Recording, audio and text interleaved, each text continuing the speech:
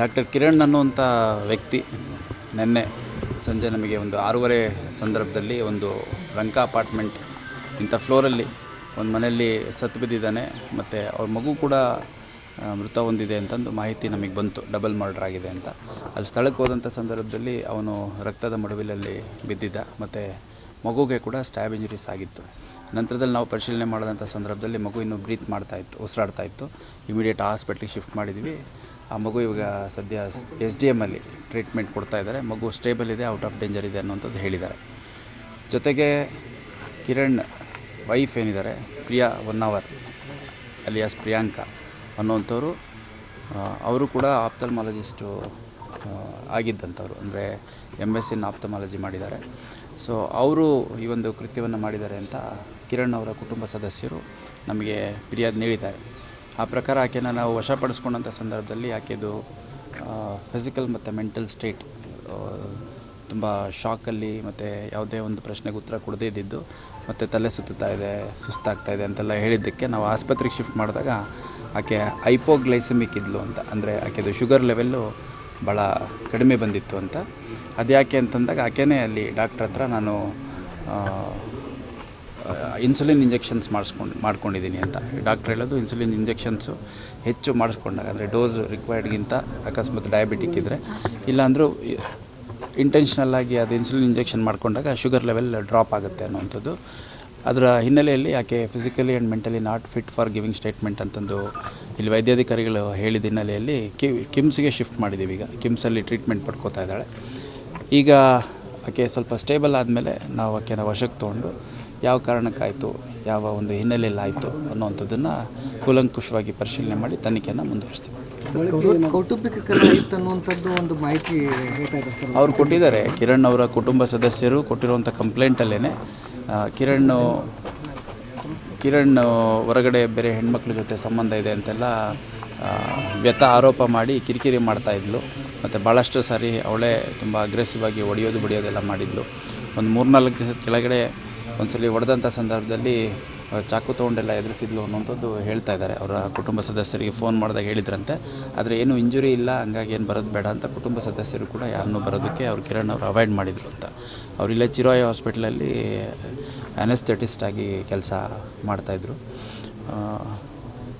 ಇಷ್ಟಾಗಿದೆ. ಈಗ ಆಕೆ ನಮ್ಮ ವಶಕ್ಕೆ ಸಿಗಬೇಕು ಮತ್ತು ಆಕೆ ಫಿಸಿಕಲಿ ಮೆಂಟಲಿ ಇಂಟ್ರೋಗೇಷನ್ ಮಾಡಲಿಕ್ಕೆ ಅಥವಾ ಎನ್ಕ್ವೈರಿ ಮಾಡಲಿಕ್ಕೆ, ತನಿಖೆಗೆ ಒಳಪಡಿಸ್ಲಿಕ್ಕೆ ಫಿಟ್ ಇದ್ದಾಳೆ ಅಂತಂದು ಡಾಕ್ಟರ್ಸು ಹೇಳಿದಂಥ ಸಂದರ್ಭದಲ್ಲಿ ಡಿಸ್ಚಾರ್ಜ್ ಮಾಡಿಸ್ಕೊಂಡು ವಶಕ್ಕೆ ತೊಗೊಂಡು ನಾವು ತನಿಖೆಯನ್ನು ಮಾಡ್ತೀವಿ.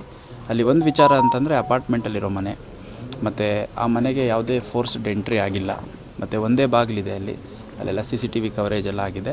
ಅವರ ಕುಟುಂಬ ಸದಸ್ಯರು ಮೊನ್ನೆ ರಾತ್ರಿಯಿಂದ ಮತ್ತು ನಿನ್ನೆ ಬೆಳಗ್ಗೆ ಸಾಯಂಕಾಲ ಎಲ್ಲ ಸುಮಾರು ಸಾರಿ ಕಾಲ್ ಮಾಡಿದಾಗ ರಿಸೀವ್ ಮಾಡಿಲ್ಲ. ಅವರ ಕೆಲವು ರಿಲೇಷನ್ಸು ಬಂದಂಥ ಸಂದರ್ಭದಲ್ಲಿ ಆಕೆ ಇನಿಷಿಯಲಿ ಬಾಗಿಲು ತೆಗಿಲಿಕ್ಕೆ ರೆಸಿಸ್ಟ್ ಮಾಡಿದ್ದಾಳೆ. ನಂತರದಲ್ಲಿ ಅವ್ರು ಜೋರು ಮಾಡಿದಾಗ ಆಕೆನೇ ಬಂದು ಬಾಗಿಲು ತೆಗೆದಿರೋದು. ಬಾಗಿಲು ತೆಗೆದಂಥ ಸಂದರ್ಭದಲ್ಲಿ ಕುಟುಂಬ ಸದಸ್ಯರು ಒಳಗಡೆ ಹೋಗಿರುವಂಥದ್ದು. ಸೊ ಹಂಗಾಗಿ ಅಲ್ಲಿ ಒಳಗಡೆ ಇದ್ದಂಥವರು 3 ಜನ, ಡಾಕ್ಟರ್ ಪ್ರಿಯಾಂಕಾ ಮತ್ತು ಡಾಕ್ಟರ್ ಕಿರಣ್ ಮತ್ತು ಮಗು. ಸೊ ಆ 3 ಜನದ ನಡುವೆ ನಡೆದಿರುವಂಥ ಒಂದು ಇನ್ಸಿಡೆಂಟ್ ಇದು. ಸೊ ಇದರದ್ದು ಕೂಲಂಕುಷವಾಗಿ ತನಿಖೆಯನ್ನು ಮಾಡಲಾಗಿದೆ.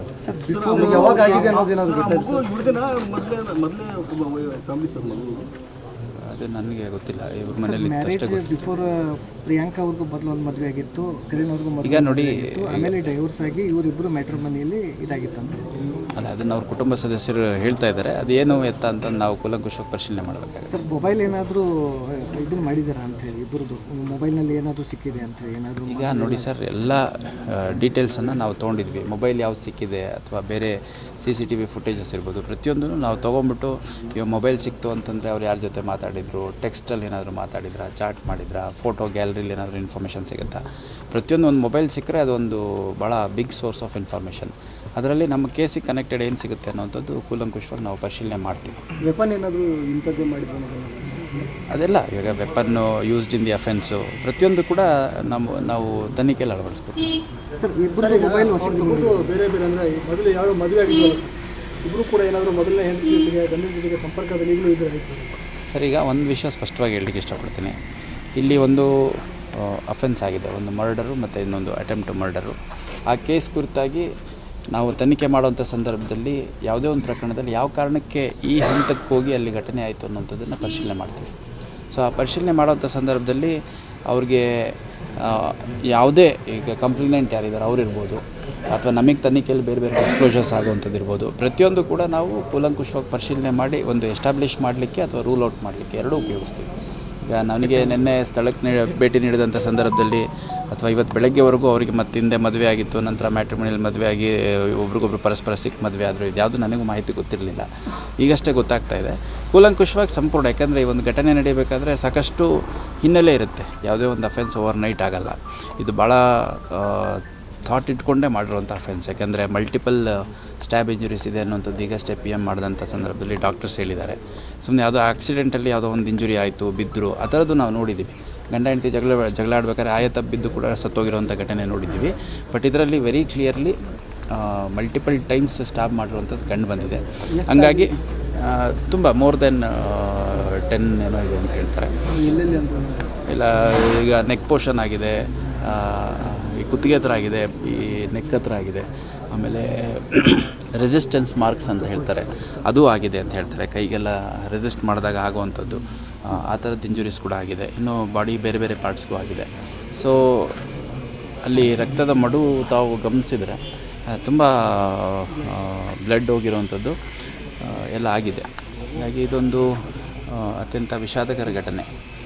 ಯಾಕಂದರೆ ಮಗು ಏನಿತ್ತು ಅದು 8 ವರ್ಷದ ಮಗು ಇತ್ತು ಅನ್ನುವಂಥದ್ದು, ಮತ್ತು ಆ ಮಗುಗೆ ಅಷ್ಟು ಮಾತಾಡೋಕ್ಕೂ ಕರೆಕ್ಟಾಗಿ ಬರ್ತಿರಲಿಲ್ಲ ಅನ್ನುವಂಥದ್ದು, ಮತ್ತು ಈ ಗಂಡ ಹೆಂಡತಿ ಜಗಳದಲ್ಲಿ ಆ ಮಗು ಕೂಡ ಇಷ್ಟೆಲ್ಲ ಸಫರ್ ಮಾಡೋವಂಥ ಸಂದರ್ಭ ಎದುರಾಗಿದ್ದು, ಇದೆಲ್ಲ ಭಾಳ ಬೇಸರದ ವಿಚಾರ.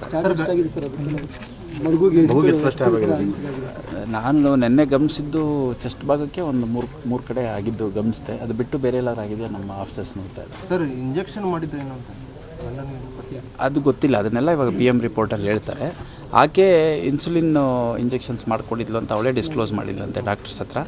ಅದು ಕರೆಸ್ಪಾಂಡಿಂಗ್ ಆಗಿ ತುಂಬ ಅದು ಶುಗರ್ ಲೆವೆಲ್ ಆಕೆದು ಭಾಳ ಡೌನ್ ಆಗಿದ್ದು, ಹೈಪೋಗ್ಲೈಸೆಮಿಕ್ ಸಿಮ್ಟಮ್ಸ್ ಇದ್ದಿದ್ದು, ಮತ್ತು ಶುಗರ್ ಚೆಕ್ ಮಾಡಿದಾಗ ಭಾಳ ಕಡಿಮೆ 25-30ವರೆಗೂ ಬಂದಿದ್ದು ಡಾಕ್ಟರ್ಸ್ ಗಮನಿಸಿದ್ದಾರೆ.